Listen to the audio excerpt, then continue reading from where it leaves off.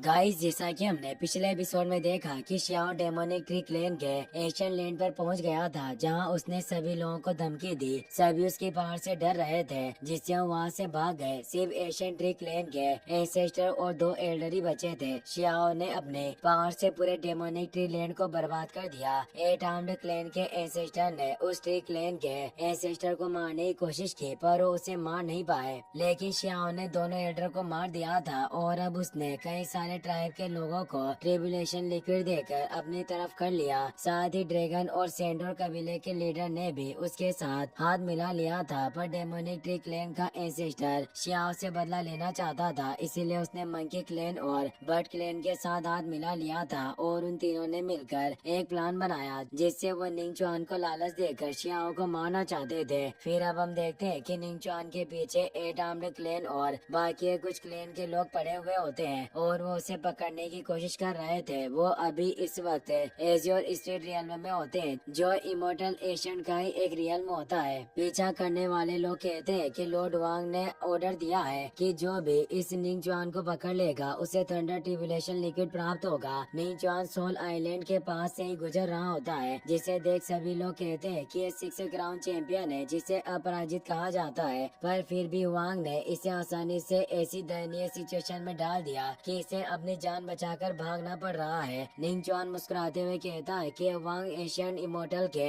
लोगों की मदद से इतना अहंकारी बन गया है, वरना उसकी मेरे सामने कोई औकात नहीं थी। लेकिन तभी आगे एक वॉइड क्रिएट होने लगता है और उस पोर्टल से शियाओ डार्क क्लाउड लीडर और अर्थ आर्म्ड क्लैन के सिस्टर के साथ बाहर निकल आता है। शियाओ निंगचुआन से कहता है कि मैंने तुम्हारे बारे में बहुत कुछ सुना है। तभी निंगचुआन के ऊपर से एक जायंट पाम अटैक शियाओ पर होने लगता है। यह देखकर सभी लोग सोचते हैं कि निंगचुआन जरूर मदद के लिए एक मास्टर को साथ लेकर आया होगा। कुछ लोग कहते हैं कि जरूर इस निंगचुआन ने शियाओ को बाहर लाने के लिए साजिश रची होगी और इस साजिश में दूसरे सेक्ट के लोग भी होने चाहिए ताकि वो वांग को मार पाए। डार्क क्लाउड सेक्ट लीडर अपने सेलेस्टियल बॉडी को एक्टिवेट कर लेता है, जिसके साथ वो खुद को मर्ज करके उस पाम अटैक को रोक देता है। पर अब आसमान में एक स्पीयर एक्टिवेट होता है, जिससे शियाओ पर अटैक होने लगता है। तो 8 आर्म्ड क्लैन के एशियन एंसेस्टर अपने डिवाइन बॉडी को एक्टिवेट कर लेते हैं और एक पावरफुल अटैक से उस स्पीयर को नष्ट कर देते हैं। उनका ये स्लैश इतना पावरफुल था कि आसपास की चीजें भी टूट चुकी थी। वो बर्ड क्लैन का लीडर मंकी क्लैन के लीडर के साथ वहाँ गया था, जिन दोनों ने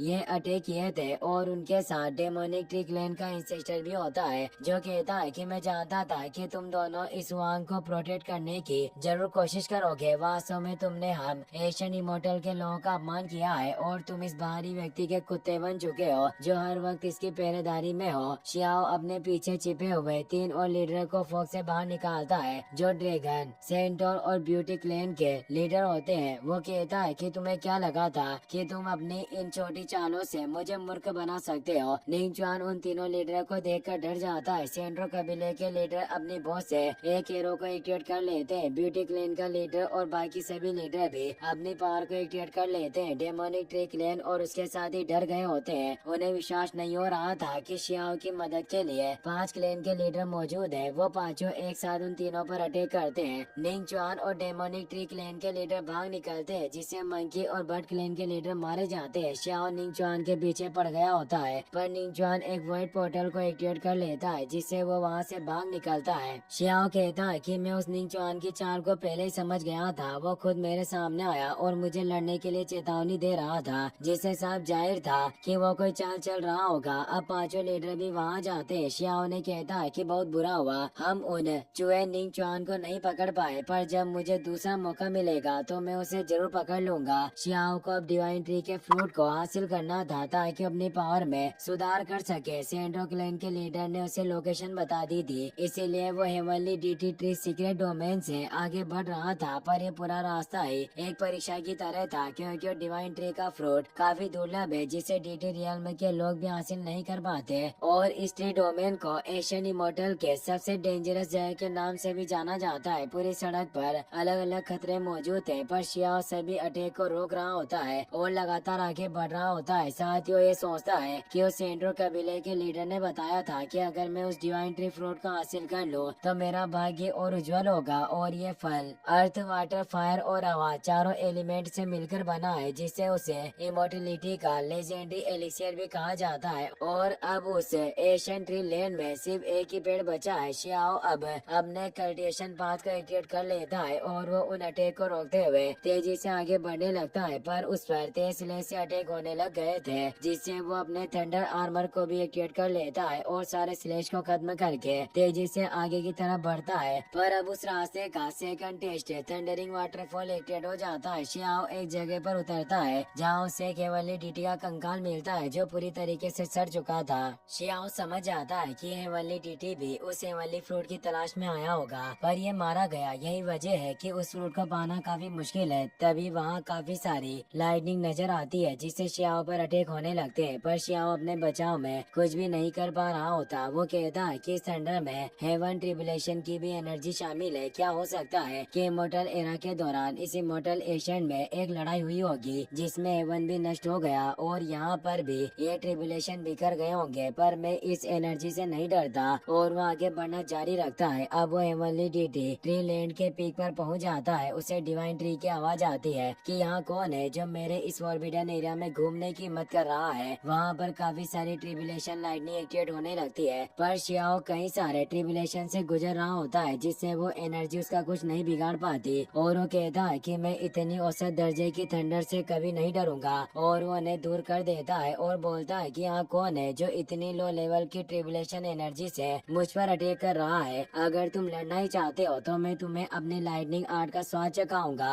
तभी वहाँ मौजूद फॉग गायब हो जाती है और वो डिवाइन ट्री बोलता है कि लड़के जल्दबाजी में बात मत करो। शियाओ भी उस डिवाइन ट्री को देख पा रहा होता है। ये वही ट्री होता है जिस पर हेवनली डीटी फ्रूट लगते हैं। वो ट्री बोलता है कि मैं अच्छे से जानता हूँ कि लड़के तुम यहाँ हेवनली डीटी फ्रूट के लिए आए हो। मुझ पर जो हेवनली डीटी फ्रूट लगता है उसे लोग मरकर भी हासिल नहीं कर पाते, इसीलिए तुम्हें मेरे ऊपर गुस्सा नहीं होना चाहिए। मुझसे गलती हुई जो मैंने तुम पर अटैक करने की कोशिश की। और उस शियाओ को एक हेवनली डीटी फ्रूट दे देता है। शियाओ भी हैरान हुआ, सोचता है कि इस ट्री ने इतनी जल्दी हार मान ली और मुझे ये फ्रूट दे दिया। शियाओ उस फ्रूट को नहीं ले रहा होता। डिवाइन ट्री कहता है कि मेरे इस फ्रूट को कम मत समझो, इसे खाने के बाद तुम आग की आपदाओं को भी रोक पाओगे और पानी के डिजास्टर का भी विरोध कर सकोगे और तुम्हें किसी दूसरे लाइटनिंग ट्रिबुलेशन की जरूरत नहीं होगी और वाकई तुम एक हेवनली डीटी बन जाओगे। शियाओ सोचता है कि क्या वाकई में बिना ट्रिबुलेशन से गुजरे हेवनली डीटी रियल में पर पहुंच सकता हूं, पर मुझे नहीं लग रहा कि ये फल मेरे ज्यादा काम आएगा। पर इस पेड़ पर काफी सारे फल लगे हुए हैं, अगर मैं अपने दोस्तों और परिवार के लोगों के लिए और कुछ फल अपने साथ लेकर जा सकूं तो कितना अच्छा होगा।